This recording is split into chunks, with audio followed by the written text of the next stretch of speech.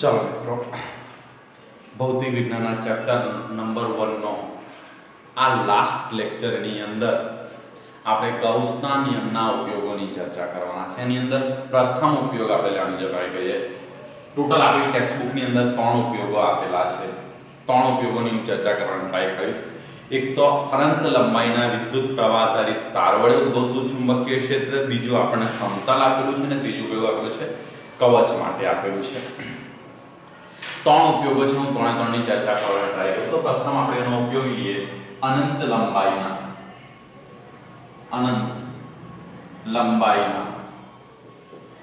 વિદ્યુત પ્રવાહ આધારિત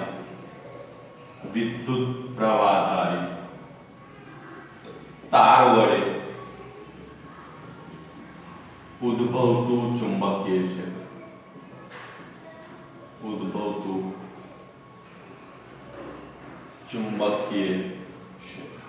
ચલો મિત્રો, આની અંદર જે આપણને એના ત્રણ ઉપયોગો છે તેની અંદર પહેલા ઉપયોગની ચર્ચા કરું છું। અનંત લંબાઈના એમ કે વિદ્યુત પ્રવાહ આધારિત એમ કે તાર વડે ઉદ્ભવતું ચુંબકીય ક્ષેત્ર।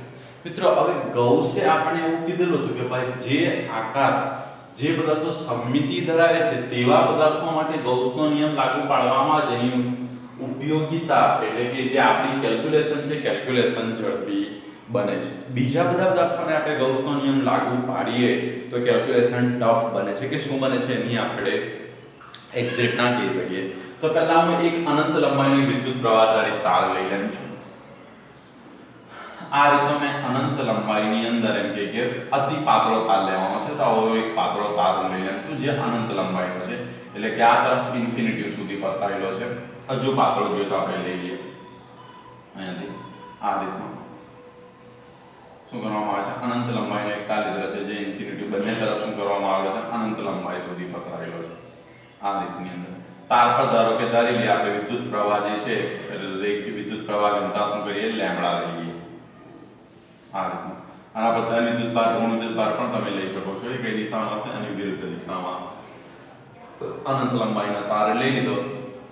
એ તારની અંદર શું છે એમ કે વિદ્યુત પ્રવાહ આધારિત જે તાર છે એ તાર પર શું છે એમ કે વિદ્યુત પ્રવાહ આધારિત તાર પર નિયમિત વિદ્યુત ભારનું વિતરણ થયેલું છે।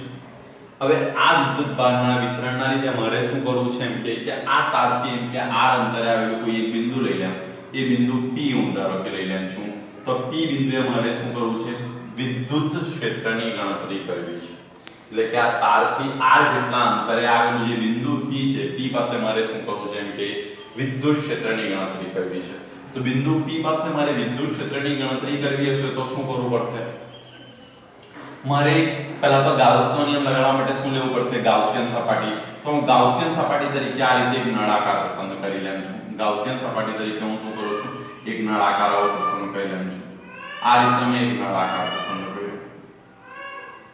આ મારી શું હશે ગાઉસિયન સપાટી હશે। આ નળાકાર મારી કઈ વસ્તુ છે આ મારું ગાઉસિયન સપાટી હશે। ગાઉસિયન સપાટી લીધી હશે નળાકાર તમારું ગાઉસિયન સપાટી હશે। તારની જે રેખીય વિદ્યુતભાર ઘનતા આપણે કેટલી લીધેલી છે અહીંથી અને રેખીય વિદ્યુતભાર ઘનતા આપણે કેટલા ધારીશું લેમ્બડા ધારીશું। અને આ p બિંદુએ વિદ્યુત ક્ષેત્ર શોધવું છે। અહીંયાથી બિંદુનું નામ આપી દે p અને અહીંયાથી કયું નામ આપી દે p ડેશ અને અહીંયા કયું નામ અથવા તો p1 અને અહીંયાથી કયું લખી દઈએ p2 અને જે નળાકારની લંબાઈ છે લંબાઈનું ટોટલ l લઈ લઉં। l લંબાઈ લઈ લઉં અને ત્રિજ્યા કેટલી લઈ લઉં છું r ત્રિજ્યા। એટલે જો આકૃતિમાં આપણે શું લખી શકીએ તો પહેલા આકૃતિમાં શું દર્શાવે છે એમ કે તો આકૃતિમાં આપણે લખી દઈએ અનંત લંબાઈના તારના લીધે આકૃતિમાં શું છે અહીં તો આકૃતિમાં આપણે લખી શકીએ આકૃતિમાં દર્શાવ્યા પ્રમાણે શું લખી દઈએ અહીંયાથી અનંત લંબાઈના પાતળા રેખીય સુરેખ તાર પર રેખીય વિદ્યુતભાર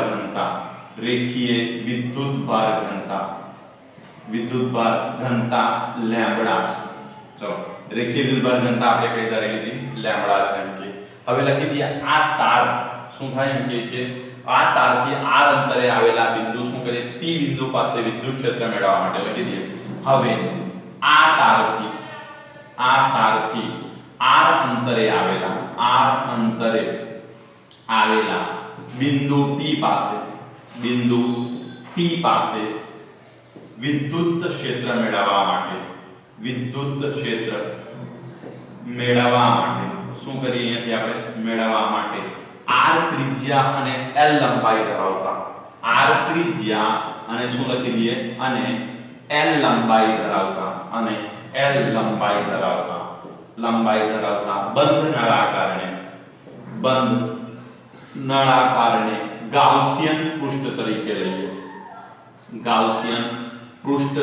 લઈએ ચલો મિત્રો અહીંયા લખી દીધું કે ભાઈ ગાઉસિયન પૃષ્ઠ કારણ કે ગાઉસનો નિયમ લગાડવા માટે આપણને શું જોઈશે ગાઉસિયન પૃષ્ઠ જોઈશે એટલે આકૃતિનું મેં વર્ણન કરી દીધું બને ત્યાં સુધી તમારું એક્ઝેક્ટ વર્ણન ટેક્સ્ટ બુકને મળતું આવે એવું કરવાનું એટલે થોડું ઘણું એની અંદર જે હોય તો ટેક્સ્ટ બુકની લેંગ્વેજ એ કરી દેવાની તો આકૃતિમાં આપણને શું દર્શાવેલું છે કે તો આપણે લખી દીધું કે ભાઈ રેખીય વિદ્યુતભાર અનંત લંબાઈનો સૂર્ય જે પાતળો રેખીયતા છે એના પર રેખીય વિદ્યુતભાર ઘનતા કેટલી છે લેમ્બડા હવે શું કરવું છે આ તારની અક્ષથી r જેટલા લંબ અંતરે આવેલા બિંદુ p પાસે શું કરવું છે વિદ્યુત ક્ષેત્ર મેળવવા માટે આપણે શું કર્યું r ત્રિજ્યા અને l લંબાઈ ધરાવતા એમ કે નળાકારને શું કર્યું છે બંધ ગાઉસિયન પૃષ્ઠ તરીકે લઈ લીધું હવે અહીંયા લખીએ હવે આ લખીએ વિદ્યુત પ્રવાહ ધરી જે તાર છે એ તાર વડે ઉદ્ભવતું જે વિદ્યુત ક્ષેત્ર છે એ કઈ દિશામાં છે ત્રિજ્યાવર્તી દિશામાં છે ને આ તરફ અથવા તો આ તરફ હશે અને જો આને દર્શાવતું અહીંયાથી જે તમને છે અનુપૃષ્ઠ આ તરફ હશે વિદ્યુત ક્ષેત્ર હવે જો આપણી પાસે નળાકારની ટોટલ 3 સપાટી આવે એક આ સપાટી આવે આને દર્શાવતું પૃષ્ઠ આમ હશે બરાબર બહાર નીકળતું આને દર્શાવતું પૃષ્ઠ આ તરફ હશે તો આ બંને વિદ્યુત ક્ષેત્ર સાથે જુઓ આ તરફ વિદ્યુત ક્ષેત્ર આમ તો અહીંયા ખૂણો કેટલાનો બને 90 નો અહીંયા પણ તમે જો વિદ્યુત ક્ષેત્ર આમ તો ખૂણો કેટલાનો બને 90 ડિગ્રી નો સેમ કન્ડિશન એટલે ઉપરનું તળિયું અને નીચેનું તળિયું નળાકારનું તળિયું એટલે આ ભાગ ને આ ભાગ વર્તુળાકાર ભાગ એટલે હવે શું લખી દઈએ અહીં તાર વડે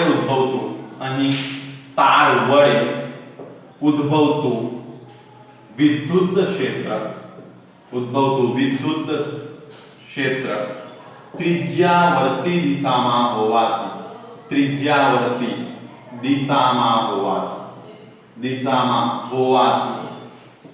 શું લખી દે નળાકારની જે વર્તુળાકાર સપાટીઓ છે વર્તુળાકાર સપાટીમાંથી પસાર થતું કુલ ફ્લક્સ કેટલું થશે 0 નળાકારની અહીંથી લખી દઈએ કારણ કે ખૂણો કેટલાનો બની જશે 90 નો 90 એટલે cos 90 આવશે એટલે કેટલા થઈ જાય 0 તો નળાકારની વક્ર સપાટીઓ નળાકારની ગોળાકાર સપાટીઓમાંથી પસાર થતું કુલ ફ્લક્સ શૂન્ય થશે પસાર થતું ફ્લક્સ અહીં ડાયરેક્ટ લખી દઈએ ફ્લક્સ શૂન્ય થશે એટલે કે જો અહીંયાથી નળાકારની આ જે સપાટીઓ છે એ સપાટીમાંથી અને આ સપાટીમાંથી પસાર થતું ફ્લક્સ કેટલું થશે શૂન્ય થશે હવે નળાકારની કઈ સપાટી બાકી છે જો મિત્રો ખાસ ધ્યાન આપો આ નળાકાર છે તમે એની આ સપાટી લઈ લીધી ને આ સપાટી બંનેમાંથી પસાર થતું ફ્લક્સ કેટલું લઈ લીધું 0 હવે નળાકારની આ સપાટીઓ બાકી તો હવે શું લખી દઈએ હવે નળાકારની વક્ર સપાટીમાંથી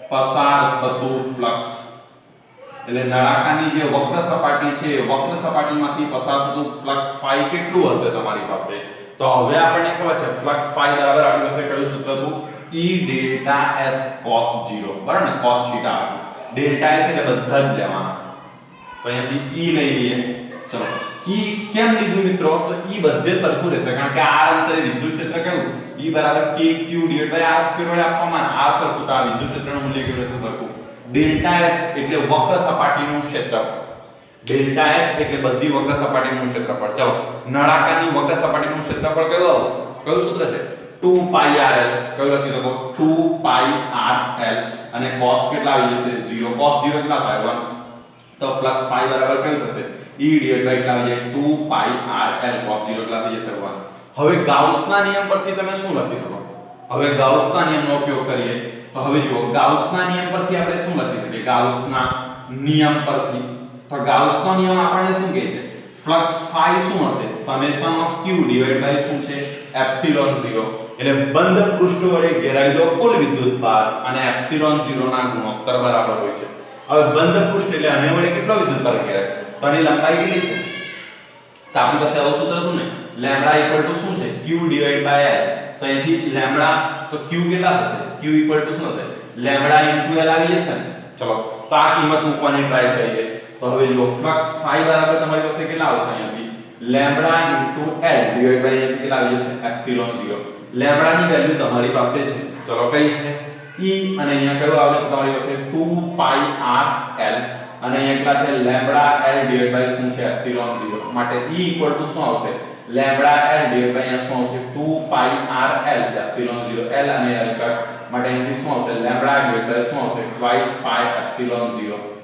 અને અહીંયા શું આવી જશે 1/r આ કઈ દિશામાં છે ત્રિજ્યાની દિશામાં છે જો તમારે સદિશ સ્વરૂપ લખવું હોય તો આ રીતે લખી શકો 1/r અને અહીંયાથી શું લખી શકો આ સદિશ મિત્રો હવે તમે અહીંયા એક્ઝેક્ટ જોઈ શકો છો જે વિદ્યુત ક્ષેત્ર છે એ વિદ્યુત ક્ષેત્ર શું થાય છે અંતરના વ્યસ્ત પ્રમાણમાં છે ખાસ ધ્યાન આપો આપણે વિદ્યુત ક્ષેત્રના ત્રણ પ્રકારો ભણી ગયા બિંદુવત વિદ્યુતભારને કારણે ઉદ્ભવતું વિદ્યુત ક્ષેત્ર કયું હતું E બરાબર તો કયું લખતા બિંદુવત વિદ્યુતભારને કારણે તો E બરાબર કયું હતું kq/r². તો આ શું હતું અંતરના વર્ગના વ્યસ્ત પ્રમાણમાં હતું. પછી ડાયપોલને કારણે શું હતું અંતરના ઘનના વ્યસ્ત પ્રમાણમાં હતું અને તારને કારણે શું આવી ગયું અંતરના વ્યસ્ત પ્રમાણમાં છે. એટલે અહીંયાથી ખાસ ધ્યાન રાખજો અનંત લંબાઈના તાર વડે ઉદ્ભવતું જે વિદ્યુત ક્ષેત્ર છે એ વિદ્યુત ક્ષેત્ર અંતરના કેવા પ્રમાણમાં જોવા મળે છે વ્યસ્ત પ્રમાણમાં શું થતો હોય છે જોવા મળતો હોય છે. હવે જો આનો આલેખ દોરવામાં આવે તો આલેખ તમને આ રીતનો કંઈક મળશે. જો જેમ નજીક હશો તેમ વિદ્યુત ક્ષેત્ર વધારે હશે એટલે વિદ્યુત ક્ષેત્રનો અંતર વિરુદ્ધ એનો આલેખ દોરીએ E/r તો આનો આલેખ કંઈક આ રીતનો જતો હશે. થોડું કામ લઈ લેજો કારણ કે એકદમ થી અમે સોતે કોણ થઈ જશે r² નથી એટલે તમારો વિદ્યુત ક્ષેત્ર જેમ તમે નજીક હશો તેમ વિદ્યુત ક્ષેત્ર વધારે હશે જેમ જેમ તમે દૂર જતા જશો તેમ તેમ મિત્રો યાદ રાખજો છેલ્લે 0 કરવાનો નથી. આ તમારું શું થશે અનંત લંબાઈના તાર વડે ઉદ્ભવતું વિદ્યુત ક્ષેત્રનું મૂલ્ય થશે. આ સૂત્રને મિત્રો યાદ રાખવાની ટ્રાય કરજો. E બરાબર કયું છે lambda divide by twice epsilon 0 into શું છે 1/r². ફરીથી હું તમને કેમ છું અહીંયા શું કરવાનું છે આ થિયરીની અંદર મિત્રો NCERT એટલે કે આપણા બોર્ડની એક્ઝામમાં ડાયરેક્ટ ક્વેશ્ચન પણ પૂછી શકાય એવું છે. તો અહીંથી શું કરવાનું છે તમારે પહેલા એક શું કરવાનું છે એક પાતળો તાર લેવાનો છે જેની રેખીય વિદ્યુતભાર ઘનતા કેટલી ધારી લેવાની છે તમારે લેમ્બડા ધારી લેવાની છે અને તારથી કેટલા r જેટલા લંબ અંતરે આવેલા બિંદુ P પાસે તમારે શું કરવું છે વિદ્યુત ક્ષેત્રની ગણતરી કરવી છે. તેના માટે શું કરવાનું r ત્રિજ્યા અને l લંબાઈ ધરાવતા નળાકારને શું કરવાનું બંધ ગાઉસિયન પૃષ્ઠ તરીકે લઈ લેવાનું છે. હવે આપણે જોયું કે નળાકાર વડે ઉદ્ભવતું એટલે કે તાર વડે ઉદ્ભવતું જે વિદ્યુત ક્ષેત્ર છે કઈ દિશામાં હશે ત્રિજ્યાવર્તી દિશામાં હશે. તાર વડે ઉદ્ભવતું વિદ્યુત ક્ષેત્ર કઈ દિશામાં હશે ત્રિજ્યાવર્તી દિશામાં હોય. આથી નળાકારની જે ઉપરની વર્તુળાકાર સપાટી અને નીચેની વર્તુળાકાર સપાટીમાંથી પસાર થતું ફ્લક્સ કેટલું હશે શૂન્ય હશે. તો હવે ફ્લક્સ ગણીએ તો કુલ ફ્લક્સ અહીંયા લખીશું E અને 2 pi r પછી તમે આ સૂત્ર મૂકો અને તમે આના પરથી શું કરી શકો છો ગણતરી કરી શકો છો મિત્રો. આ તમારું શું થયું અનંત લંબાઈના તાર વડે એટલે પહેલો ઉપયોગ જે છે આપણો સ્વાગતનો પ્રથમ ઉપયોગ છે. આશા રાખું તમે થિયરી સાથે સાથે નોટબુક બનાવતા જજો. ચલો આના બેઝ પર એક એક્ઝામ્પલ પણ આપ્યો છે એ પણ જોઈ લઈએ સાથે સાથે. ચલો એક ક્વેશ્ચન આપણને એવું આપેલો છે એક અનંત લંબાઈના તાર પર રેખીય વિદ્યુતભારથી કેટલા અહીંયાથી લખી દઈએ એક અનંત લંબાઈનો રેખીય વિદ્યુતભાર 2 સેન્ટીમીટર અંતરે ક્વેશ્ચન કઈ આ રીતે આપેલો છે એક અનંત લંબાઈનો મારા ખ્યાલથી તમારી ટેક્સ્ટબુકનો જ ક્વેશ્ચન છે. ક્વેશ્ચન નંબર એક્સરસાઇઝનો છે 1.23. કયો ક્વેશ્ચન છે 1.23. તો શું કીધેલું છે એક અનંત લંબાઈના એક અનંત લંબાઈનો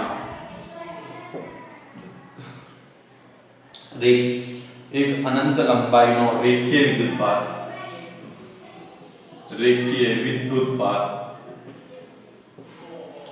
2 સેન્ટીમીટર આપણે અંતર કેટલું આપે છે 2 સેન્ટીમીટર અંતરે 9×10⁴ ન્યૂટન પર કુલમ 9×10⁴ ન્યૂટન પર કુલમ વિદ્યુત ક્ષેત્ર ઉત્પન્ન કરે છે. વિદ્યુત ક્ષેત્ર ઉત્પન્ન કરે છે તો તારની રેખીય ઘનતા ગણો. ચલો મિત્રો આપણને આ રીતનો ક્વેશ્ચન આપવામાં આવે છે એક અનંત લંબાઈનો તાર છે અને કેટલા સેન્ટીમીટર અંતરે 2 સેન્ટીમીટર અંતરે આપણે અંતર કેટલું આપ્યું છે 2 સેન્ટીમીટર અંતરે કેટલું વિદ્યુત ક્ષેત્ર ઉત્પન્ન કરે છે 9 × 10⁴ ન્યૂટન પર કુલમ જેટલું વિદ્યુત ક્ષેત્ર ઉત્પન્ન કરે છે તો તારની રેખીય ઘનતાનો ચલો હવે તારની રેખીય વિદ્યુત ક્ષેત્રનું સૂત્ર કયું છે અનંત લંબાઈનો નથી પહેલા જો અંતર આપણે કેટલું આપ્યું છે 2 સેન્ટીમીટર એને જો તમે એમાં ફેરવશો એટલે 0.02 મીટર આવી જશે ચલો વિદ્યુત ક્ષેત્ર નું મૂલ્ય કેટલું આપ્યું છે 9 × 10⁴ ન્યૂટન પર કુલમ તમારે રેખીય વિદ્યુતભાર ઘનતા ગણવાની છે લેમ્બડા તો અહીંથી શું લખી દઈએ અહીંયાથી અનંત લંબાઈના તાર વડે ઉદ્ભવતું વિદ્યુત ક્ષેત્ર ચલો અનંત લંબાઈના તાર વડે ઉદ્ભવતું વિદ્યુત ક્ષેત્ર E તમે કેવું લખી શકો અહીંથી લેમ્બડા ડિવાઇડ બાય શું લખી શકો twice pi epsilon 0 into કેવું લખી શકો 1/r આ છે ને તમારી પાસે સૂત્ર ચલો લેમ્બડા શું હશે તમારી પાસે તો અહીંથી 2 pi epsilon 0 E into કેવું આવી જશે તમારી પાસે r ચલો બધી જ વેલ્યુ છે 2 into 3.40 અહીંયા એની વેલ્યુ 8.854 into 10⁻⁻12 E ની વેલ્યુ કેટલી છે તમારી પાસે 9 into 10⁴ અને r ની વેલ્યુ કેટલી આપી છે 0.02 ચલો હવે સિમ્પ્લિફાઈડ કરી દો તમારી પાસે સિમ્પ્લિફાઈડ કરો કેટલા આન્સર આવે છે તે જોવાની ટ્રાય કરો તો કેટલા આવશે 10⁻⁷ કેટલા આવે છે 10⁻⁷ અને એકમ પર થશે કુલમ પર મીટર એટલે કેટલા છે રેખીય વિદ્યુતભાર ઘનતા કેટલી હશે 10⁻⁷ કુલમ પર શું છે મીટર ટેક્સ્ટ બુક ની અંદરનો જે એક્ઝામ્પલ હતો આ તમારું શું હશે અનંત લંબાઈના તાર વડે મિત્રો એના માટે ખાસ મેં તમને કીધું તેમ આ શું થવું જોઈએ આપણને આ સૂત્ર આવડવું જોઈએ E જે અનંત લંબાઈનો તાર છે lambda divide by twice epsilon 0 into 1/r મિત્રો આના પર ખૂણા આધારિત પણ એમસીક્યુ પૂછાયા છે નીટ અને જેડબલઈ માં પણ એને હું આના પછીના લેક્ચરની અંદર કવર કરવાનો પ્રયત્ન કરીશ આજે મારી ટ્રાય માત્ર ને માત્ર એટલી જ છે કે એનસીઈઆરટી ના જે ટોપિકો છે એ ટોપિકો પૂરા થવા જોઈએ ચલો નેક્સ્ટ ટોપિક આપણે કયો લઈ લઈએ અહીંયાથી અનંત લંબાઈ હા મિત્રો એક બીજી વસ્તુ આપણે જે તાર લીધેલો હતો ને એમાં જો તાર પર ધન વિદ્યુતભાર હોય ખાસ ધ્યાન રાખજો તમને કેનો રહી ગયો તો વિદ્યુત ક્ષેત્ર બહાર તરફ અને જો ઋણ વિદ્યુતભાર હોય તો વિદ્યુત ક્ષેત્ર અંદર તરફ એ વસ્તુને ખાસ ધ્યાન રાખજો ચલો નેક્સ્ટ ટોપિક લઈ લઈએ અનંત વિસ્તારવાળા એમ કે સમતલના લીધે સમાન રીતે વિદ્યુતભારિત અનંત સમતલ વડે ઉદ્ભવતું વિદ્યુત ક્ષેત્ર ચલો નેક્સ્ટ ટોપિક છે આપણી પાસે સામાન્ય રીતે વિદ્યુતભારિત અનંત સમતલ વડે ઉદ્ભવતું ચુંબકીય ક્ષેત્ર ઉદ્ભવતું વિદ્યુત ક્ષેત્ર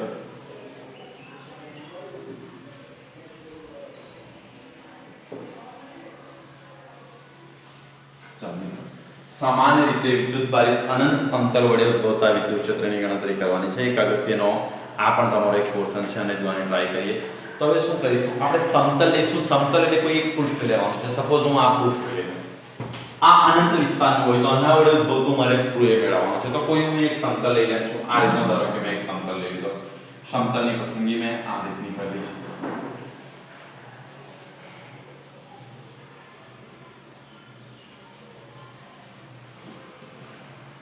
આકૃતિ દોરવામાં ભૂલ થાય તો તમે સુધારી લેશો એમાં તો તમે હોશિયાર જ છો ચલો આ રીતનો કોઈ એક સમતલ લઈ લેવામાં આવે છે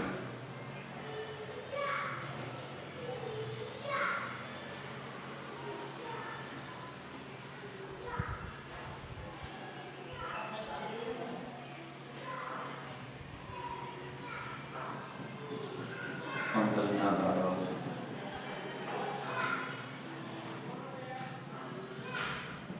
આ સમતલ પર આપણે ધારી લેવા હોય તો ધન વિદ્યુતભાર પથરાયેલો છે ઋણ વિદ્યુતભાર પણ તમે લઈ શકો છો અહીંયા આપણે ધન વિદ્યુતભાર લીધેલો છે આ રીતના સમતલ પર વિદ્યુતભાર પથરાયેલો છે સમગ્ર સમતલ પર અવિદ્યુતભાર પથરાયેલો છે સમતલનો વિસ્તાર અનંત છે આ રીતનો મેં એક સમતલ લઈ લીધેલો છે હવે આ સમતલ વડે ઉદ્ભવતું વિદ્યુત ક્ષેત્ર જોવાનું છે હવે મિત્રો જો અહીંયા મારે જે ગાઉસિયન પૃષ્ઠની પસંદગી કરવાની છે એ ગાઉસિયન પૃષ્ઠ કેવું હોવું જોઈએ નળાકાર હોય તો પણ ચાલે કારણ કે નળાકાર એવું લે કે આ બેઠું નળાકાર, દાખલા તરીકે મારું આ નળાકાર હોય તો હું આ સમતલ એવું પસંદ કરું કે આ બેઠું વચ્ચે આવી જાય, એવી રીતનો હું લઈ શકું. લંબઘન હોય ને તો પણ ચાલે મિત્રો. આવું લંબઘન લેવામાં આવે, આ રીતનું લંબઘન લઈએ અને લંબઘનની વચ્ચે સમતલ મૂકી દઈએ તો પણ ચાલે. તો અહીંયા હું એક લંબઘન, આપણે ટેક્સ્ટ બુકમાં એ લોકોએ લંબઘન પસંદ કરેલું છે તો હું લંબઘન એને લેવાની પસંદગી કરું. તો દાખલા તરીકે હું આ રીતનું એક લઈ લઉં છું. આવો એક નળાકાર લેવામાં આવે છે. આપણે શું કરીએ, આ રીતનો કોઈ એક સમઘન લઈ લઈએ છીએ. આ રીતનો એક સમઘન હું લેવાના પસંદગી કરું છું કે મેં જે સમઘન લીધેલું છે એટલે કે એનો જે લંબઘન ભાગ લેવાના છે, લંબઘન ભાગ આપણે આ રીતનો અહીંથી અઝ્યુમ કરી લઈએ. આવો એક લંબઘન ભાગ લેવામાં આવે છે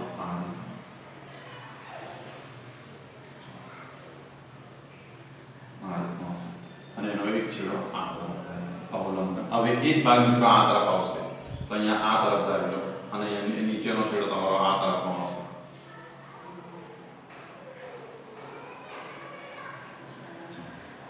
આ તરફનો છેડો હશે અને અહીંયાથી આ તરફનો ભાગ ધારી લઈએ તો હવે એ છેડો કયો થવાનો તમારો આ રીતનો મેળવો છે. હવે હું બધા જ છેડાઓને તો ના દોરી શકું અહીંયાથી.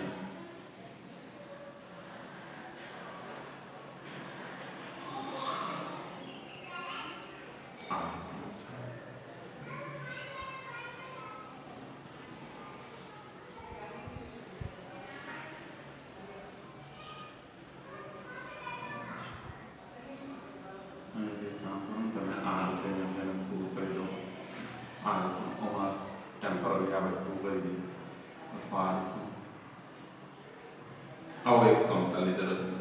ડ્રોઈંગ તમે પરફેક્ટ કરી લેજો. આ રીતના એક સમતલ. હવે આ કેવું છે, વાસ્તવમાં સમતલ મૂકેલું છે ને તેનો આટલો ભાગ વચ્ચેથી પાસ થતો હશે. આ રીતનો આ ભાગ ખૂટતો હશે વચ્ચેથી સમતલની અંદર પાસ થશે ને આટલો ભાગ કવર કરતો હશે. જો અહીંથી ખાસ ધ્યાન રાખજો, આ ચોરસનો ભાગ છે. હવે આનું પૃષ્ઠફળ એ ધારતા આનું પણ કેટલું આવવાનું છે, ક્ષેત્રફળ એ જ આવશે. અને જે લંબઘન મેં લીધેલું છે, લંબઘનની આ સાઈડનું ક્ષેત્રફળ હું કેટલું ધારું છું એ. જો આમ એક વસ્તુ તમે સમજવાની ટ્રાય કરો, આ લંબઘન છે તો લંબઘનની વચ્ચે તમારું સમતલ આમ મૂકવામાં આવેલું છે. હવે આને તમે વચ્ચે કઈને મૂકી દેશો તો આ જે ભાગ છે તેવો જ ભાગ આની અંદર કપાશે ને. એટલે મિત્રો એ જ રીતના આ પોર્શનને લેવાનો પ્રયત્ન કરવામાં આવેલો છે. તો અહીંયાથી અહીં જે પૃષ્ઠ ઘનતા છે, એ પૃષ્ઠ ઘનતા શું ધારી લે, પૃષ્ઠ ઘનતા હું કેટલી લખી દઉં છું, સિગ્મા. પૃષ્ઠ ઘનતા કેટલી લઈ લઉં છું, સિગ્મા. હવે જો અહીંયાથી આ આકૃતિની આપણે કેવી લઈ લઈએ, અહીંયાથી આકૃતિ જે છે આકૃતિને આપણે સંમિત ધારી લેવાના છે. અહીંયાથી જે આકૃતિ આપણે લેવાના છે, આકૃતિને આપણે શું કરીશું, અહીંયાથી સંમિત ધારી લઈશું.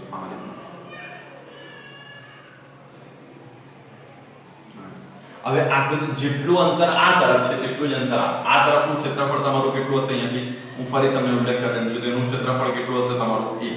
આ તરફના ભાગનું ક્ષેત્રફળ પણ એ હશે ને અહીંયા પણ કેટલું હશે a. તો આકૃતિમાં આપણે અહીંયા વર્ણન કરીએ તો આકૃતિમાં શું દર્શાવે છે, આકૃતિમાં અહીંયાથી હું અવલંબી શકું, આકૃતિમાં અનંત વિસ્તાર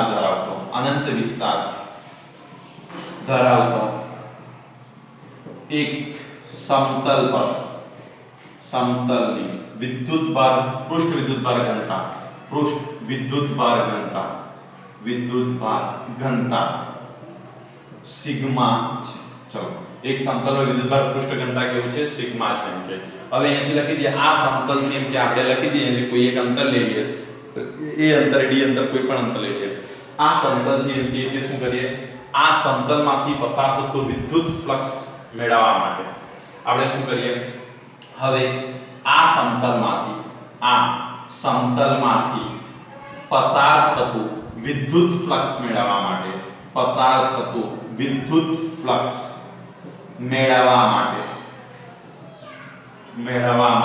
એટલે કે જે સમતલ છે એના પસાર થતો વિદ્યુત ફ્લક્સ મેળવવા માટે શું કરીએ, એ આડછેદનું ક્ષેત્રફળ ધરાવતા, જો મિત્રો આડછેદ એટલે આ ભાગ લેવાનો છે, એ આડછેદનું ક્ષેત્રફળ ધરાવતા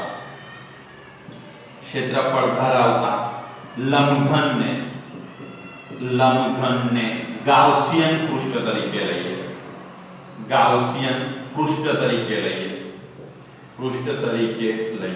મિત્રો અહીંયાથી આપણે ક્લિયર કરી દીધું કે ભાઈ એ જેટલું ક્ષેત્રફળ ધરાવતા જે સમતલ છે, સમતલને આપણે શું કરીએ, ગાઉસિયન પૃષ્ઠ તરીકે લેવાના છે. ચલો હવે ક્લિયર થઈ ગયું. તો જુઓ અહીં જે સમતલ છે, સમતલ આમ મૂકેલું છે તો યાદ રાખજો વિદ્યુત ક્ષેત્ર આ તરફ હશે અને બીજું આ તરફ હશે. બહાર નીકળતી સમતલ આમ હશે તો આ હશે ને આમ હશે. તો મિત્રો જુઓ લંબઘનની જે આ બે સપાટી જે છે ને લંબઘન એ વિદ્યુત ક્ષેત્ર શું છે સમતલમાંથી બહાર નીકળતી દિશામાં છે. આથી શું થશે લંબઘનના બે આડછેદમાંથી જ ફ્લક્સ પાસ થાય. બાકીની જે સપાટી હશે એમાંથી પસાર થતું ફ્લક્સ કેટલું થઈ જાય 0 કારણ કે આ સપાટીને દર્શાવતું ક્ષેત્રફળ આમ મળે તો એની વચ્ચેનો ખૂણો કેટલો આવી જાય 90. બીજી કોઈ પણ સપાટી અંદરની સપાટી લે તો આને દર્શાવતું આમ મળે તો એ પણ વિદ્યુત ક્ષેત્ર સાથે તો કેટલો ખૂણો બનાવે 90 નો જ.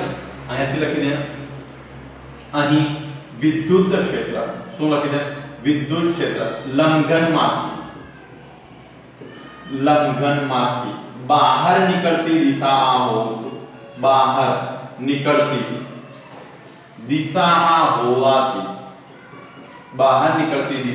હોવાથી એટલે શું લખી દઈએ દિશામાં હોવાથી લંબઘનની આડછેદ સિવાયની સપાટીમાંથી પસાર થતું ફ્લક્સ શૂન્ય હશે. ચલો લંબઘનની જે આડછેદ સિવાયની સપાટી છે એમાંથી પસાર થતું ફ્લક્સ કેવું હશે શૂન્ય હશે. તો હવે જો લખીએ લંબઘનમાંથી પસાર થતું ફ્લક્સ લંબઘનમાંથી પસાર થતું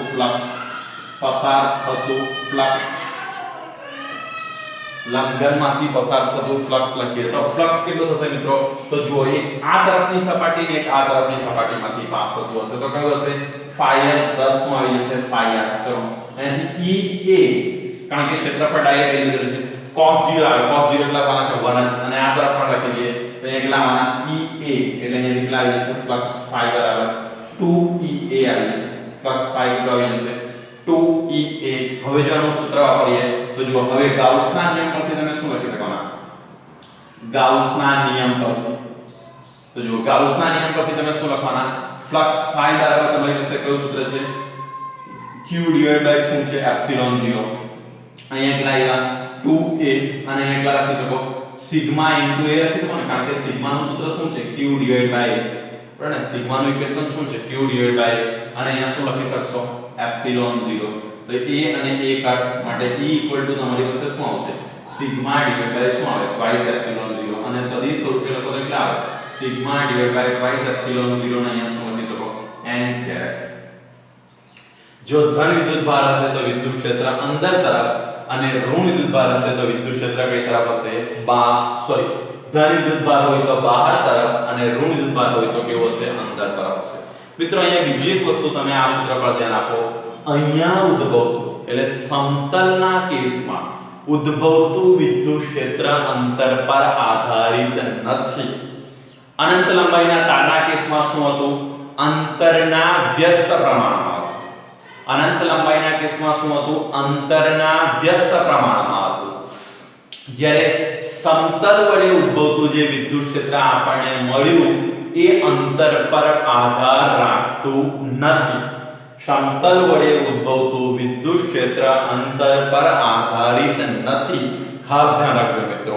બીજું આ જે મૂલ્ય તમે જે મળે છે સિગ્મા ધન વિદ્યુતભાર હોય તો સમતલથી બહાર નીકળતી દિશા અને ઋણ વિદ્યુતભાર હોય તો કઈ દિશા આવશે સમતલ તરફની દિશા. એટલે કે ઋણ વિદ્યુતભારમાં કઈ દિશામાં મળે છે સમતલમાં અંદર આવતી દિશા અને ધન વિદ્યુતભારમાં કઈ દિશામાં મળે છે સમતલથી બહાર જતી દિશામાં. મિત્રો હવે ઘણા બધા આનાથી ટૂંકા ક્વેશ્ચન બને છે એ જોવાના પ્રયત્ન કરીએ. તો આપણે કઈ રીતના ટૂંકા ક્વેશ્ચન પૂછી શકાય તે હું તમને સમજાવું. એક બે હું સમજાવવાનો પ્રયત્ન કરું.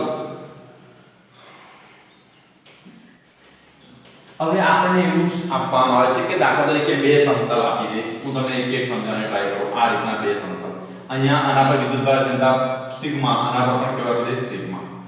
હવે આપણને એવું પૂછે કે ભાઈ આ સમતલની વચ્ચેના વિસ્તારમાં વિદ્યુત ક્ષેત્ર ગણો અથવા સમતલની ડાબી બાજુ આ તરફ ગણો અથવા આ તરફ. તો જો મિત્રો પહેલા તમે આ અને 1 આપી દઈએ નામ અથવા તો અને સમતલ 1 નામ આપવામાં આવે. સિગ્મા 1 બરાબર હું આવું લખી દઉં પ્લસ સિગ્મા અને અહીંયાથી સિગ્મા 2 બરાબર લખી દઉં પ્લસ સિગ્મા એટલે આપણને પ્રોબ્લેમ નહીં આવે. હવે જો તમે અહીંયાથી જો મારે ઉદ્ભવતું જે વિદ્યુત ક્ષેત્ર છે તમને શું કહેવામાં આવ્યું અંતર પર આધારિત નથી. એનો મતલબ આના વડે ઉદ્ભવતું જે વિદ્યુત ક્ષેત્ર મળશે એ તમારું કેવું હશે આના વડે ઉદ્ભવતું જે વિદ્યુત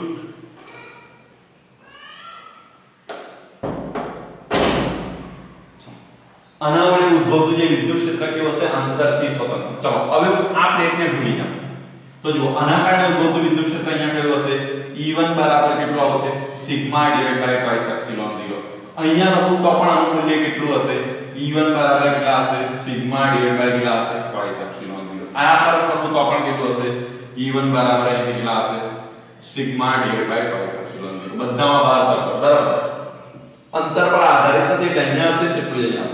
હવે હું મને ભૂલી જાઉં આના કારણે તો અહીંયા E2 બરાબર કેટલા હશે sigma divide by pi epsilon 0. અહીંયા પણ બહાર નીકળતી દિશામાં આવી જશે તો E2 બરાબર કેટલા આવશે sigma divide by pi epsilon 0. અહીંયા પણ બહાર નીકળતી દિશામાં તો અહીંયા E2 બરાબર કેટલા આવી જશે sigma divide by pi epsilon 0. હવે જો અહીંયા પરિણામી વિદ્યુત ક્ષેત્ર કેટલું આવશે આ તરફ E નેટ ગણો તો કુલ તો બંને એક જ દિશામાં છે એટલે સરવાળો sigma divide by pi epsilon 0 અહીંયા કેટલા આવશે sigma divide by pi epsilon 0 એટલે ટ્વાઇસ સિગ્મા ડિવાઇડ બાય શું આવશે 2 એપ્સિલોન અને બાય બાય કરો એટલે સિગ્મા ડિવાઇડ બાય શું આવી જશે એપ્સિલોન 0. હા ઓર પડી ચલો અહીંયા બે પ્લેટોની વચ્ચેના વિસ્તારમાં ગણો E નેટ તો અહીંયા જો બંને કઈ દિશામાં છે વિરુદ્ધ એક આ તરફ છે બીજું આ તરફ છે એટલે અહીંયા કેટલા આવશે sigma divide by pi epsilon 0 sigma divide by pi epsilon 0. અહીંયા વિદ્યુત ક્ષેત્ર કેટલું આવી જશે 0. ચલો આ તરફ કેટલું આવશે અહીંયાથી E નેટ તો અહીંયાથી કેટલા આવશે sigma divide by pi epsilon 0 plus અહીંયા કેટલા આવશે સિગ્મા ડિવાઇડ બાય એપ્સિલોન 0 એટલે twice sigma divide by pi epsilon 0 કાટ એટલે કેટલા આવી જશે સિગ્મા ડિવાઇડ બાય એપ્સિલોન 0. આ રીતે તમે ગણતરી કરી શકો. ચલો હું હવે એક ઋણ લઈ લઉં બીજો એક કેસ શું કરું સિગ્મા 1 દાખલા તરીકે હું અહીંયાથી સિગ્મા 1 બરાબર શું કરું છું માઈનસ સિગ્મા લઈ લઉં છું અહીંયાથી સિગ્મા 2 બરાબર શું લઈ લઉં છું પ્લસ સિગ્મા લઈ લઉં છું. આ રીતે હવે મારે આના વડે ઉદ્ભવતું વિદ્યુત ક્ષેત્ર મેળવવું છે. ચલો મિત્રો અહીંયા ધ્યાન આપો હવે હું મને ભૂલી જાઉં પહેલા તો આના વડે ઉદ્ભવતું વિદ્યુત ક્ષેત્ર અંદર તરફ હશે એટલે E1 બરાબર કેટલા આવશે sigma divide by pi epsilon 0. અહીંયા પણ વિદ્યુત ક્ષેત્ર કઈ તરફ મળશે અંદર તરફ જ મળે E1 બરાબર sigma divide by pi epsilon 0. અહીંયા પણ ઋણ છે એટલે કઈ તરફ મળશે અંદર તરફ E1 બરાબર કેટલા આવશે સિગ્મા ડિવાઇડ બાય કેટલા આવી જશે પાઈ એપ્સિલોન 0. હવે હું મને લેવું છું અને ભૂલી જાઉં છું આ વસ્તુને ધ્યાનમાં લે આનામાંથી ઉદ્ભવતું વિદ્યુત ક્ષેત્ર કઈ દિશામાં હશે બહારની દિશામાં હશે તો આ તરફ મળશે તો E2 બરાબર કેટલા આવી જશે sigma divide by pi epsilon 0 અને અહીંયા કેટલા આવી જશે E2 બરાબર કેટલા આવશે sigma divide by pi epsilon 0 અને અહીંયા પણ કેટલા આવી જશે E2 બરાબર કેટલા આવશે sigma divide by pi epsilon 0. બંને સરખા અને વિરુદ્ધ દિશાના તો અહીંયા કેન્સલ થઈને કેટલું મળે 0. અહીંયા સરવાળો થશે સિગ્મા ડિવાઇડ બાય શું આવે એપ્સિલોન 0 અને અહીંયા કેટલા આવશે બંને વિરુદ્ધ દિશામાં કેટલા આવી જશે 0. હવે મિત્રો તમે એક કામ કરજો બંને ઋણ લેજો તમે આ એક દાખલો ગણજો ઋણ અને અહીંયા પણ ઋણ લેજો એની અંદર બહાર અને અંદર વિદ્યુત ક્ષેત્રની ગણતરી કરજો એટલે આવા પણ ટૂંકા ક્વેશ્ચન્સ આમાંથી ઉદ્ભવી શકે. ભાઈ બે પ્લેટોની વચ્ચેના વિસ્તારમાં વિદ્યુત ક્ષેત્ર કેટલું હશે પ્રથમ પ્લેટની ડાબી બાજુએ બીજી પ્લેટની જમણી બાજુએ કોઈ પણ પ્રકારનો ક્વેશ્ચન લોકો પૂછી શકે છે. ખબર પડી આની અંદર ખાસ ધ્યાન રાખજો સમતલ વડે ઉદ્ભવતું જે વિદ્યુત ક્ષેત્ર છે એ વિદ્યુત ક્ષેત્રનું મૂલ્ય અંતર પર આધારિત નથી.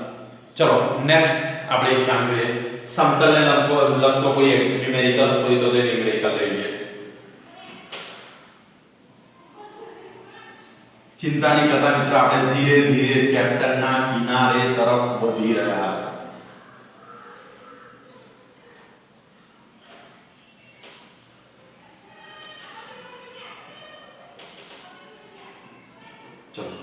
નેક્સ્ટ ક્વેશ્ચન આપણો સ્વાધ્યાયનો જ ક્વેશ્ચન છે 1.24. બે મોટી પાતળી પ્લેટો એકબીજાને નજીક અને સમાંતર છે. બંને શું કરે છે વિરુદ્ધ ચિહ્નો ધરાવતી હોય છે અને પૃષ્ઠ વિદ્યુતભાર ઘનતા આ છે. આપણે એવું કીધું છે બે મોટી અને સમાંતર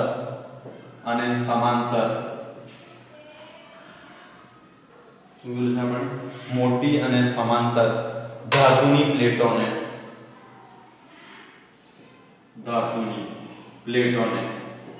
એકબીજાની નજીક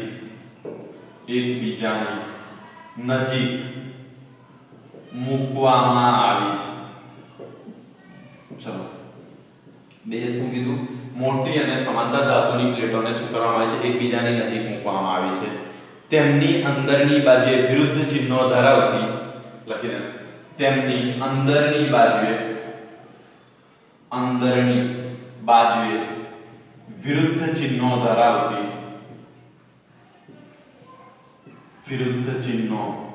ધરાવતી અને કેટલી આપણને આપેલી છે 17 into 10 raised to minus 22 17 into 10 raised to minus 2 coulomb પર વિદ્યુત ભાર પૃષ્ઠ ઘનતા છે. ચલો આપણે આગળ ગણો તે જ એક્ઝામ્પલ છે. શું પૂછેલું છે આપણને? પ્રથમ પ્લેટની બહારના વિસ્તારમાં, બીજી પ્લેટની બહારના વિસ્તારમાં અને બંને પ્લેટોની વચ્ચે. પહેલો ક્વેશ્ચન છે પ્રથમ પ્લેટની બહારના વિસ્તારમાં. પ્રથમ પ્લેટની બહારના વિસ્તારમાં. બીજું આપણને શું છે? બીજી પ્લેટની બહારના વિસ્તારમાં. બીજી પ્લેટની બહારના વિસ્તારમાં. અને ત્રીજું શું છે? બે પ્લેટોની વચ્ચેના વિસ્તારમાં. બે પ્લેટોની વચ્ચેના વિસ્તારમાં. આ રીતે આપણને આપવામાં આવે છે. બે સમાંતર ધાતુની પ્લેટો છે. અહીંયા દાખલા તરીકે આ તરફ પ્લસ અને આ તરફ અહીંથી કેવું લઈએ માઈનસ. બંને પર વિદ્યુત ભાર એક પર પ્લસ છે તો એક પર કયું છે? માઈનસ છે. બંને પર વિદ્યુત ભાર સમાન છે. તો જો અહીંયા વિદ્યુત ભાર લખવાની ટ્રાય કરું, આના કારણે લખું તો કેવું આવશે? E1 બરાબર શું આવશે? Sigma divide by twice epsilon 0. અહીંયાથી લખું તો કેવું આવશે? E1 બરાબર કેવું આવશે? Sigma divide by twice epsilon 0. અહીંયા લખું તો કેવું આવશે? E1 બરાબર કેવું આવશે? સિગ્મા ડિવાઇડ બાય કેટલા આવી જશે? twice epsilon 0. ચલો ઋણ વિદ્યુત ભારને કારણે લખું તો કઈ તરફ આવશે? અંદર તરફ આવશે. તો E2 બરાબર કેટલા થશે? Sigma divide by twice epsilon 0. અહીંયા પણ કેટલા આવશે? E2 બરાબર કેટલા આવી જશે? Sigma divide by twice epsilon 0. અને અહીંયા પણ કેટલા આવી જશે? E2 બરાબર કેટલા આવશે? Sigma divide by twice epsilon 0. ચલો અહીંયા નેટ વિદ્યુત ભાર પહેલો ક્વેશ્ચન બહારના વિસ્તારમાં કેટલા થઈ જશે? 0, કારણ કે જેટલું આમ છે તેટલું આમ છે. ચલો અહીંયાથી લખીએ તો અહીંયા E નેટ કેટલા આવી જશે? 0. આનો તમે આન્સર લખજો. પ્રથમ પ્લેટની બહારના વિસ્તારમાં વિદ્યુત ક્ષેત્ર કેટલું હશે? 0. બીજી પ્લેટની બહારના વિસ્તારમાં વિદ્યુત ક્ષેત્ર કેટલું હશે? 0. અહીંયા આગળ નીકાળો તો E બરાબર કેટલા થશે? Sigma divide by twice. એક જ દિશા છે. Sigma divide by twice epsilon 0. તો આનો સરવાળો કરો તો સિગ્મા ડિવાઇડ બાય કેટલા આવી જશે? એપ્સિલોન 0. સિગ્માની વેલ્યુ તમારી પાસે છે 17 ગુણ્યા 10 ની ઘાત -22 અને આની એપ્સિલોનની કિંમત 8.854 * 10 raised to -12 અને સિમ્પ્લિફાઈડ કરી દો એટલે તમને શું થશે? બે પ્લેટોની અંદરના વિસ્તારમાં તમને શું થશે? વિદ્યુત ક્ષેત્રનું મૂલ્ય મળી જશે. આ તમારું શું હતું? બે પ્લેટો પર આધારિત. તે રીતે મેં તમને કીધું તેમ બંને ધન હોઈ શકે, એક્ઝામ ની અંદર ક્વેશ્ચન ચેન્જ કરી શકે, વિરુદ્ધ લખેલું છે એટલે કે બંને સમાન હોઈ શકે. એટલે ધન ધન હોઈ શકે, બંને ઋણ ઋણ હોઈ શકે તો આપણને ક્વેશ્ચન આવી શકે. જો એક વસ્તુ ધ્યાન રાખજો મિત્રો, બંને પ્લેટો જો વિરુદ્ધ ચિહ્નો ધરાવતી હશે, વિરુદ્ધ ચિહ્નો ધરાવે ને તો બહારના વિસ્તારમાં 0 બંને બાજુ અને અંદર સરવાળો, અને સમાન ચિહ્નો ધરાવે ને તો બહારના વિસ્તારમાં સરવાળો થશે અને અંદર 0.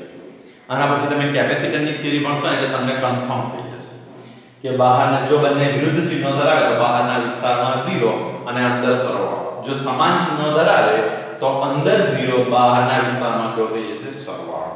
ચલો હવે આપણે ચેપ્ટરની લાસ્ટ એક લઈએ, પાતળી ગોળાકાર કવચના લીધે ઉદ્ભવતું વિદ્યુત ક્ષેત્ર.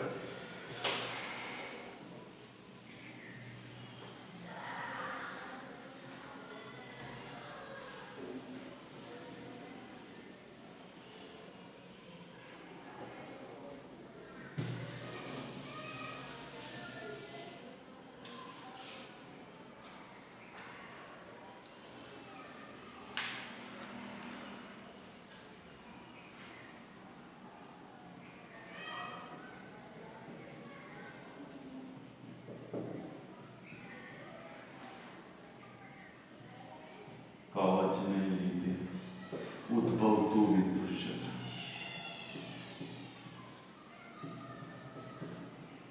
ચલો પાતળી ગોળાકાર કવચને લીધે ઉદ્ભવતું વિદ્યુત ક્ષેત્ર મેળવવાનું છે. ચલો થોડું પાણી પી લે પછી.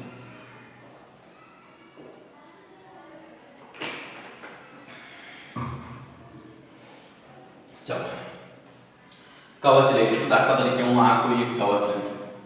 મિત્રો અહીંયાથી બે વસ્તુ એક વસ્તુ તમને સમજાવવાની છે. કવચ અને દડા બે વસ્તુમાં ફેર આવે, બંને ગોળ છે. સોરી, કવચ અને ગોળો બંનેમાં ફેર આવે.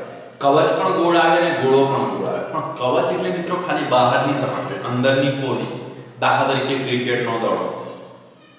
ક્રિકેટનો દડો છે તમે જો સપાટી આવે પણ અંદરના ભાગમાંથી કેવો આવે છે? પોલો. અને ગોળો એટલે શું કહેવાય ખબર? ગણપતિ બાપાનો લાડુ. ગોળો એટલે ગણપતિ બાપાનો લાડુ. તમે જો આખું અંદરથી ભરેલું હોય છે. આપણે કોની ચર્ચા કરવાના છે? કવચ એટલે અંદરથી પોલો છે. તો દાખલા તરીકે હું એક આવી કવચ લઈ લઉં છું. હવે અહીંયા બધો વિદ્યુતભાર અંદરથી પોલું છે એટલે અહીંયા બધો વિદ્યુતભાર ક્યાં પથરાયેલો હશે? કવચના કેન્દ્ર પર, સોરી, કવચની સપાટી પર પથરાયેલો હશે. શું હશે અહીંયાથી? કવચની સપાટી પર પથરાયેલો હશે. આ રીતે અહીંયા જે બધો વિદ્યુતભાર હશે એ બધો વિદ્યુતભાર તમારો ક્યાં હશે? કવચની સપાટી પર પથરાયેલો હશે. અને જે ત્રિજ્યા છે, ત્રિજ્યા હું r ધારી લઉં છું. ત્રિજ્યા હું કેટલી લઈ લઉં છું? r, કવચની ત્રિજ્યા. તો જો આકૃતિમાં આપણને શું છે એમ કે r ત્રિજ્યાના કવચની સપાટી પર એમ કે વિદ્યુતભાર પથરાયેલો છે. અહીંથી લખી દે આકૃતિમાં દર્શાવ્યા મુજબ. આકૃતિમાં દર્શાવ્યા મુજબ r ત્રિજ્યાના ગોળાકાર કવચ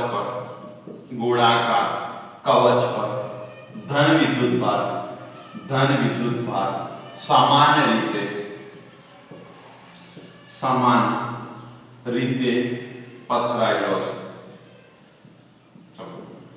હવે કવચ એટલે અને અંદર ઉપર શું આવશે? સરફેસ અને પાતળું પડે જાય ને તો એક પૃષ્ઠ ઘનતા આવશે. કઈ ઘનતા આવે?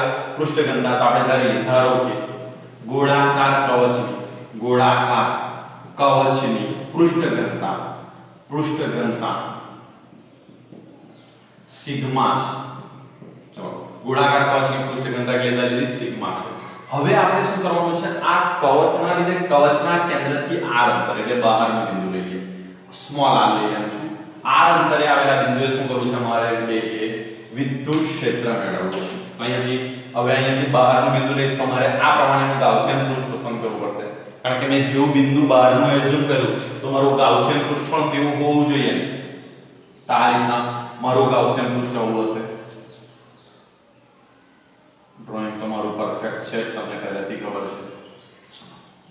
હવે અહીંયાથી આ બિંદુ તમે ક્યાં લીધેલું છે? કવચની બહારના બિંદુ માટે. એટલે પહેલેથી હું લખી દઉં. કવચનું આપણું કયું બિંદુ છે? કવચની બહારનું. અને બે ભાગમાં વહેંચાશે, એક બહારનું બિંદુ ને એક અંદરનું બિંદુ. તો જુઓ, કવચની બહારના બિંદુ માટે અહીંયાથી કયું બિંદુ લેવાના છે આપણે? કવચની બહારનું બિંદુ. તો હવે અહીંયા કેટલા અંતરે છે? સ્મોલ r અંતરે છે. હવે અહીંયા આપણે વિદ્યુત ક્ષેત્ર ગણવું છે આ p બિંદુ પાસે. તો જો હું ગાઉસનો નિયમ લગાડું અથવા તો અહીંયા આમાંથી પસાર થતું મારે ફ્લક્સ ગણવું છે. તમારે શું કરવું છે? એમાંથી પસાર થતું ફ્લક્સ ગણવું છે. તો ફ્લક્સ એટલે હું શું કરા? q / epsilon 0. ચલો, તો E બરાબર તમારી પાસે સૂત્ર શું છે? હવે જો અહીંયા આનો જે સરફેસ છે દરેક જગ્યાએ શું હશે? લંબ જ હશે ને. આ રીતે મારે નાના નાના ખંડો વધીને એનો સરવાળો કરવો પડશે. તો અહીંયાથી શું લખું? કવચમાંથી r ત્રિજ્યાના ગોળામાંથી પસાર થતું ફ્લક્સ તો કેટલું હશે? ફ્લક્સ phi બરાબર. તો જો અહીંયાથી વિદ્યુત ક્ષેત્ર કેટલું હશે તમારું? વિદ્યુત ક્ષેત્ર કેટલું લઈ લઈએ આપણે? E લઈ લઈએ ને. વિદ્યુત ક્ષેત્રનું મૂલ્ય કેટલું હશે? E, કારણ કે વર્તુળાકાર સપાટી છે અને આનું ક્ષેત્રફળ એટલે કેવું આવશે? 4πr². હવે આપણને એટલું ખબર છે આની જગ્યાએ શું લખવાનું છે? q / શું લખવાનું? એપ્સિલોન 0. ગાઉસના નિયમ પરથી. તો અહીંયા શું આવશે? E અને અહીંયા કેટલા આવશે? 4πr². ચલો, q એટલે તમે શું લખી શકો? સિગ્મા ઇન્ટુ a લખી શકો ને. સિગ્મા ઇન્ટુ શું લખી શકો? a. બરાબર ને? એ થશે ને તમારી પાસે. a એટલે શું થશે અહીંયાથી? ખાસ ધ્યાન રાખજો. a એટલે તમારી પાસે શું આવી જશે? ગોળાની વક્ર સપાટીનું ક્ષેત્રફળ. a એટલે શું આવશે અહીંયાથી? ગોળાની વક્ર સપાટી. તો કઈ આવવાની છે તમારી પાસે? 4πr² અને અહીંયા કેવું આવી જશે? એપ્સિલોન 0 અને અહીંયા કેવું આવશે? e અને અહીંયા કેવું આવે? 4πr². ચલો, અહીંયા 4π ને શું છે? 4π કટાઈ. તો જો યાદ રાખજો મિત્રો, અહીં તમે જ્યારે ક્ષેત્રફળ લો છો ત્યારે આ ગોળા પરનો વિદ્યુતભાર પાડો તો ત્રિજ્યા ગોળાની આવશે. ત્યારે ત્રિજ્યા કોની આવશે? ગોળાની આવશે. જ્યારે આમાંથી પસાર થતું ફ્લક્સ લેવો છો ત્યારે આ ગોળો ધ્યાનમાં લો છો. ખાસ ધ્યાન રાખજો. આ તરફ કેમ લીધું? કારણ કે ફ્લક્સ એટલે E ઇન્ટુ તમારી પાસે સૂત્ર શું છે? E ઇન્ટુ ડેલ્ટા S છે ને. ડેલ્ટા S એટલે આ ગોળામાંથી પસાર થતું ફ્લક્સ. કારણ કે મારે ગાઉસિયન પૃષ્ઠમાંથી જોઈએ તો ગાઉસિયન પૃષ્ઠ આ છે. પણ જ્યારે વિદ્યુતભાર છે તો વિદ્યુતભાર કઈ આના પર નથી પથરાયો. ગાઉસિયન પૃષ્ઠ પર નથી પથરાયો. એ કોના પર પથરાયેલો છે? ગોળા પર પથરાયેલો છે. વિદ્યુતભાર કોના પર પથરાયેલો છે? ગોળા પર પથરાયેલો છે, તો મારે કોની ત્રિજ્યા લેવાની? ગોળાની ત્રિજ્યા લેવાની. આમાં ભૂલ નહીં થવી જોઈએ. ઘણા બધા મિત્રો આમાં ભૂલ કરે છે, એવી ભૂલ થવી જોઈએ નહીં. ચલો, તો E બરાબર તમારી પાસે અહીંયાથી કયું આવશે? Sigma r² divide by epsilon 0 અને અહીંયા કેટલા આવી જશે? Small r². માટે E બરાબર તમે શું લખી શકો? અહીંયાથી સ્મોલ r². અહીંયા તમે જોઈ શકો છો, અહીં મળતું જે વિદ્યુત ક્ષેત્ર છે એ અંતરના વર્ગના વ્યસ્ત પ્રમાણમાં છે. અહીંયા મળતું વિદ્યુત ક્ષેત્ર તમારું શું છે? અંતરના વર્ગના વ્યસ્ત પ્રમાણમાં છે. હવે આ શું દર્શાવે છે ખબર? કે જ્યારે કવચ હોય ને, તો કવચનો વિદ્યુત ભાર એ બધો ક્યાં કેન્દ્રિત થયેલો ખબર? એના કેન્દ્ર પર કેન્દ્રિત થયેલો હોય છે. કવચનો બધો વિદ્યુત ભાર ક્યાં કેન્દ્રિત થયેલો માનવામાં આવે છે? અને એના કારણે ઉદ્ભવતું જે વિદ્યુત ક્ષેત્ર છે એ અંતરના વર્ગના કેવા પ્રમાણમાં મળતું હોય છે? વ્યસ્ત પ્રમાણમાં મળતું હોય છે. હવે બીજું આપણે કવચની કયું બિંદુ લઈ લઈએ? અંદરનું બિંદુ. બીજું બિંદુ કયું લઈ લો? કવચની અંદરના બિંદુ માટે. અંદરના બિંદુ માટે. ચલો, કવચની અંદરનું બિંદુ લેવાય એટલે મિત્રો કેવું બિંદુ આવશે? આવું કોઈ બિંદુ આવી જશે. તો દાખલા તરીકે હું અહીંયા લઈ લઉં છું. આ રીતનું કોઈ બિંદુ લઈએ આપણે. બીજું કોઈ પેન લઈ લઈએ તો આ રીતનું. અહીંયાથી અંદર લઈએ તો આ રીતનું થશે. હવે એની ત્રિજ્યા હું r' લઈ લઉં છું. r'. તો જો આના માટે હું શોર્ટમાં લખવાની ટ્રાય કરું તો અહીંયાથી પસાર થતું ફ્લક્સ હું કઈ રીતે લખાય? ફ્લક્સ phi બરાબર E. જો ગાઉસિયન પૃષ્ઠમાંથી મારે ફ્લક્સ લેવાનો છે તો અહીંયાથી કેટલો આવશે? E ગુણ્યા અહીંયા તમે જો બધું ફ્લક્સ આની પર સંકળાયેલો છે તો 4πr². પણ અહીંયા જુઓ q ડિવાઇડ બાય શું આવશે? એપ્સિલોન 0 E અને અહીંયા આવી જશે 4πr². ચલો, અહીંયા શું છે? 0 ડિવાઇડ બાય એપ્સિલોન 0 તો E કેટલા આવી જશે? 4πr². તો એથી જો આ બધું E 4πr² ઇક્વલ ટુ કેટલા થશે? 0. તો E બરાબર તમારો કેટલો આવશે? 0. એટલે કવચની અંદરના વિસ્તારમાં તમારું વિદ્યુત ક્ષેત્ર કેવું હશે? 0. અને બહારના વિસ્તારમાં શું હોય છે? અંતરના વર્ગના વ્યસ્ત પ્રમાણમાં હોય છે. એટલે તમે જો આનો ગ્રાફ દોરવાની ટ્રાય કરશો તો ધારો કે આ કવચની સપાટી છે, r બરાબર અહીંયા, તો અહીંયા વિદ્યુત ક્ષેત્ર 0 હશે. અહીંયા વિદ્યુત ક્ષેત્ર શું હશે? 0. પછી સપાટી પર એકાએક વિદ્યુત ક્ષેત્ર વધશે અને પછી અંતરના વ્યસ્ત પ્રમાણ પ્રમાણે શું થશે? તમારું ઘટતું જશે. અહીંયા શું આવી જશે? અંતરના વર્ગના કેવા પ્રમાણ આવી જશે? વ્યસ્ત પ્રમાણમાં આવી જશે. એટલે ખાસ ધ્યાન રાખજો, કવચની અંદરના બિંદુ માટે વિદ્યુત ક્ષેત્ર કેવું છે? 0 છે. બહારના બિંદુ માટે વિદ્યુત ક્ષેત્ર શું થાય છે? અંતરના વર્ગના વ્યસ્ત પ્રમાણ પ્રમાણે ઘટે છે. અને સપાટી પર શું થતું જાય છે મિત્રો? મેક્સિમમ બને છે. જેની સપાટી છે એટલે તમે જો અહીંયા સુધી આવશો તો અહીંયા સુધી વિદ્યુત ક્ષેત્ર કેટલું? 0. હવે વિદ્યુત ક્ષેત્ર 0 તો અંદર કોઈ પણ વિદ્યુત ભાર મૂકવામાં આવે તેના પર લાગતું બળ કેટલું હશે? 0. કારણ કે બળનું સૂત્ર શું છે? F બરાબર તમે શું લખો? Q * E. હવે આ 0 હશે તો એનો મતલબ કવચની અંદર કોઈ પણ વિદ્યુત ભાર મૂકવામાં આવે તેના પર લાગતું બળ કેવું? 0. સપાટી પર મહત્તમ પછી અંતરના વર્ગના વ્યસ્ત પ્રમાણ પ્રમાણે તમારું શું થતું જાય છે? ઘટતું જતું માલુમ પડે છે. અહીંયા મિત્રો આ તમારી આજની NCERT ટેક્સ્ટબુકની લાસ્ટ થિયરી થઈ. હવે આપણે બને ત્યાં સુધી જે ટેક્સ્ટબુકનો કોન્સેપ્ટ હતો દરેકે દરેક પોઈન્ટને કવર કરવાના પ્રયત્ન કર્યા છે. હવે આપણે લાસ્ટની અંદર જે એના કોમ્પિટિટિવ એક્ઝામની અંદર પૂછાયેલા ક્વેશ્ચન્સ છે એ ક્વેશ્ચન્સને સોલ્વ કરવાના પ્રયત્ન કરીશું. ત્યાં સુધી મિત્રો તમે આ ચેપ્ટરને વારંવાર રિવિઝન કરીને એકદમ કન્ફર્મ પાકું કરી દેજો. એના આ ચેપ્ટરની અંદરથી એક પણ માર્ક્સ જવા જોઈએ નહીં. એટલું યાદ રાખો મિત્રો, ધોરણ 12 નું રેગ્યુલર એકેડેમિક વર્ક ચાલુ થાય તે પહેલા કરેલા તમામ ચેપ્ટરો તમારા એકદમ વ્યવસ્થિત હોવા જોઈએ. હવે આપણે આ ચેપ્ટરને અહીંથી પૂરું કરીએ છીએ. કાલના નેક્સ્ટ વિડિયોની અંદર આપણે શું કરીશું? કોમ્પિટિટિવ એક્ઝામના ક્વેશ્ચન સોલ્વ કરવાના પ્રયત્ન કરીશું. Okay, thank you, all the best.